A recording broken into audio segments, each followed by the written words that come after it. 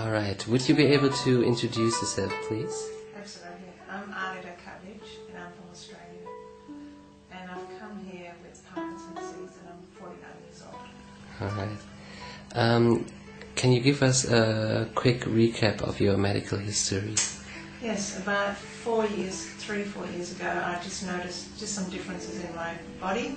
So didn't take much notice of it, and as time went on, it sort of stopped swinging my left arm, and still didn't take much notice of it. And the doctors thought that maybe I had a frozen shoulder, and then that was cleared, and so but nothing healed up, and so progressively I got worse to the point I couldn't walk anymore. And my nickname became Crash Dummy because I stopped at walls.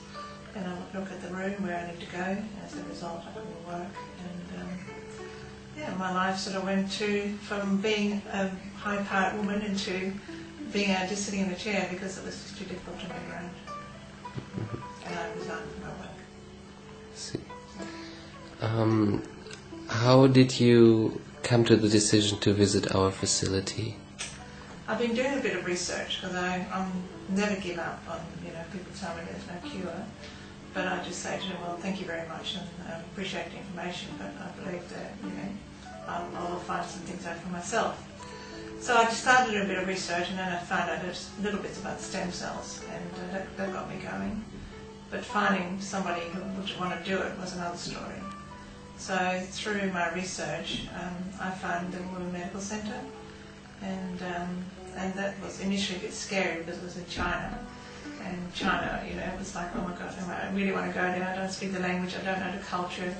It's a long way from home, and I'm going to be on my own. Maybe my daughter will follow, but in essence, I'm going to put my life in somebody else's hands.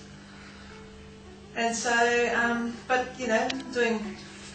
asking a lot of questions with lots of other regions, and coming back to the Women Medical Centre, they answered all my emails, and there was good correspondence, and it sort of made me at ease that was actually a real hospital and not something that was down in the Whoop, which is Australia, by the way, sorry, down in the paddock somewhere in some third-rate country hospital. So it set me at ease, and so I decided to take the plunge, and because in essence the way I was going was just going downwards anyway, so I had nothing to lose, so that's why I undertook the journey.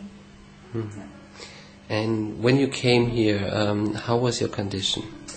Well, I travelled in a wheelchair, and that was an interesting journey. And I arrived in a wheelchair, and so basically I arrived in a wheelchair.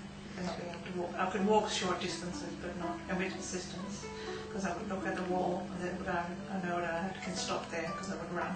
Mm-hmm. And so yeah. Mm-hmm. So you have been with us for a month now. Yeah. What changes do you feel yourself? A lot looser. My hand is not so tight. Before I can move it, I'll be able to go like this, maybe, if I was lucky. Now I can actually move my hand, which is fabulous. But the thing that I value most, and really value most, is walking. You don't realise what walking actually is until somebody takes it away from you. And then when you get that gift back to you, it's like, oh my God, it's just amazing, and you just value that walking. It's such a simple thing, but it's just incredible to be able to walk again. So it's taken away, given back to me, and I go, oh my gosh, this is amazing. So yeah, I love my walking, and just to be able to do things with my hands.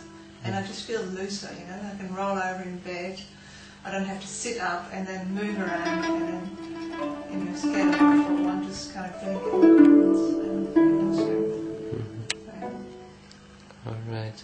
Now you were mentioning before, going to a foreign country, China. You don't speak the language. Once you came here, what were your impressions?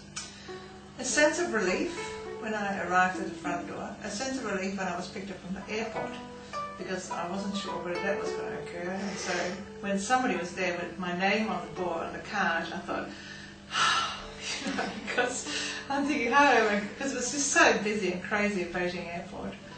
But there was somebody with my name, and I recognised it, and it was fabulous. So I felt good, and I went then, and Judy picked me up and took me here, and that was about an hour's journey.